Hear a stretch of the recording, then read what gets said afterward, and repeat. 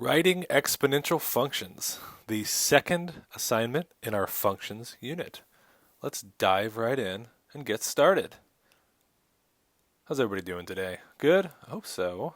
Good to have you here. All right, number one, we are immediately looking at a new formula here in an exponential form. So notice I could type this straight in my Desmos graphing calculator over here and see what it looks like. Now, to the power is right here. This A and B above. If you need these buttons in general, click this little keyboard icon. If you don't have Desmos pulled up yet, pause the video and then do that. Up here, I could type in X, and I could see my exponential function.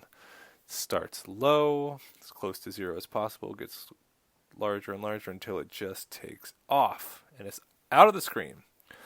So this problem says when x is 5, y is blank. So this x right here I can replace with a 5 to get my answer. You can see my graph immediately goes away. The first few are just practicing writing in this form, calculating in exponential form. So I could leave up the y equals. Now I've got 0.1 in front. I've got negative 4 on the inside. Let's do to the x just to see what the graph looks like first. Oh, is it way out? Zooming out, zooming in. Oh, I guess it's... Oh, I could zoom way in. Oh, this is kind of trippy. Let's just leave it like that. All right, forget it. We won't want to see that right now. It's out of view. Instead, let's just plug in when x is 5. Y is negative 102.4. Got it.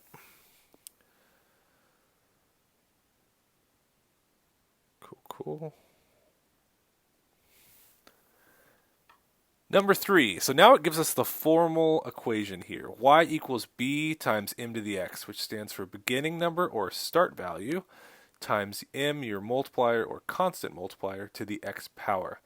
This is called the BMX function, the exponential functions equation. I, growing up as a last name with Hoffman, always made the joke that I was related to a very famous BMX biker named Matt Hoffman. And so I call this the Matt Hoffman function, the BMX function. For these first problems, we simply just have to type in order. So y equals is already here, see? Y equals, y equals. So we just need the right side. So we need our b. B is start value. So type in whatever your start value is, not in your Desmos calculator, but directly here in your blank on your core focus assignment.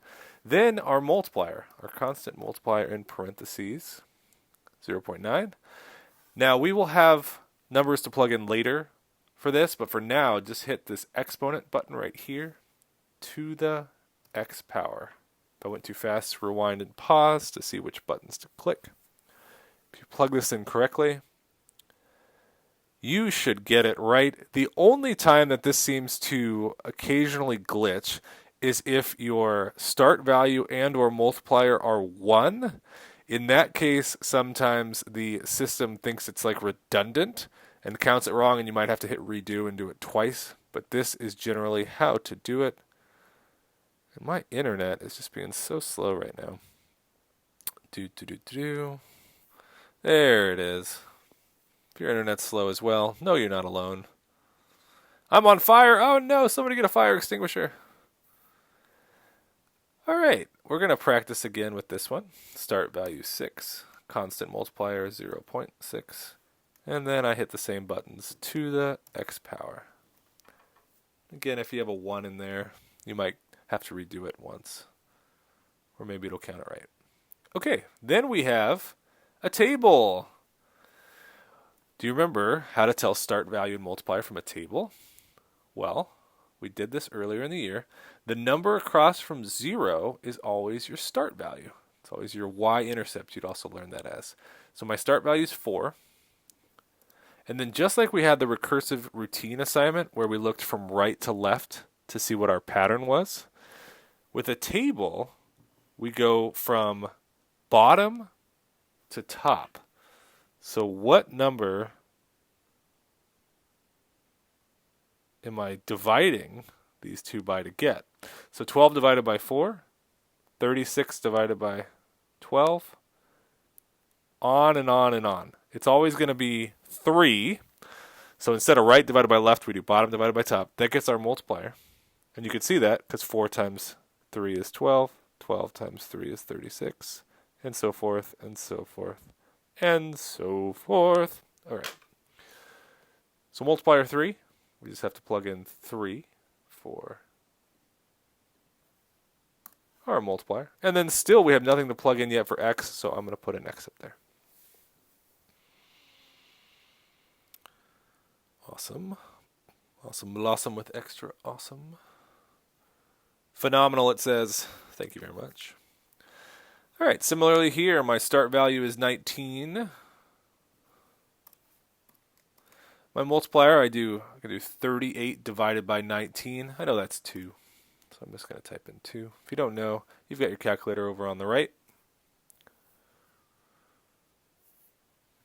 My last video was 25 minutes. I'm just going to go a little faster trying to get through this one. Been talking so much already today. Okay, this is going to be similar off the bat. I could start with my start value of across from 0 is 2. My multiplier, 2 times what is 8? Well, if you don't know that, you could type it in. It's 4. So I can have in 2, 4, and x. The only thing I have to remember is to fill in these blanks as well. So notice now we have this equation. 2, 4. So I can either just keep manually multiplying by 4 like I did before and it took forever, or I could just plug it in. Like if I plug in a 3 here, you'll notice that the 3 matches your answer. So if I type in a 4, oh, that's 512. And I type in a 5, that's 2048. Oh, how I wanted to do that before, but I wanted to explain it very intricately, and again, my calculator, graphing calculator, yellow friends in the classroom would do that so easily. All right, here's another good problem. Why? Because it teaches you that buying a car is not an investment. Buying a house can be an investment. And the stock market correctly can be an investment. A savings account, though a very small rate, is still an investment. If you buy a car, instead of the value going up, if you're driving it every day especially, it goes down. So with the exception of these cars that people keep in their garages forever and they're more like trophies, if you have a functional car that you drive every day, it's either going to keep similar value or lose value. And you know that because the multiplier is going to be less than 1. So here it says Cami owns a car that's currently worth $14,000. She was told that each year the car's value is 0.91 times its value during the previous year. Okay, remember, do not write commas, no commas. And we're going to use our BMX function again for this. So our start value for Cami's car without commas, 14,000. The multiplier they give us is 0.91. And we have to the x. This is like formatting worked out a little wonky. It's still in the x power like this. So over here, let's cancel out of this to be really obvious what we're doing here. You type your start value, then you type your multiplier, and even though it looks like it's right next to it, hit the power again to the, this little button down there, to the x power. But now we have something to plug in for x. It says in 8 years. So for you, whatever number you have there, type that in. I've got 8. So round into the nearest cent. If I go to the store, it could be like $65.31 for my grocery bill, for instance. That means it's the nearest hundredth. So I'm either going to round this to 53 or 54. I ask myself the same question I always do. Self, is that number to the right of the wall 5 or above? Well, yes, it's a 5. Then I give it a shove to 0.54. If it's 4 or below, I leave it alone. No. So I've got 6583.54. And there it is. One more. The population of a small town doubles every decade. The town currently has a population of 4,600 people. It's a small town. Maybe it needs to grow. Write an exponential function of the form y equals b times m to the x for the situation. This one is formatted correctly where it leaves it up. Doubles every decade means multiplying by 2. I don't know why it keeps typing in cities in which I work and live, but there you go.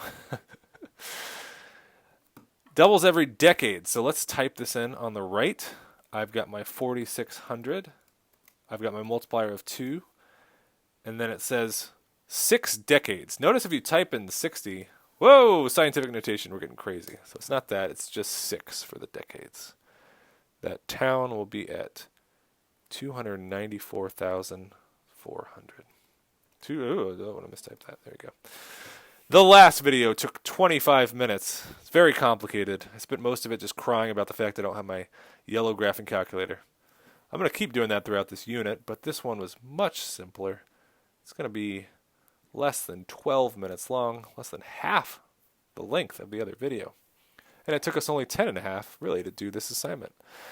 You out there are a rock star. You're following along. You're doing these problems. You're getting your great grades. I'm so proud of you. You have a lot to be proud of yourself as well. This has been Class Away from Class, your teacher Dylan, helping you through it. Much love always. Take care. Until next time. Bye-bye.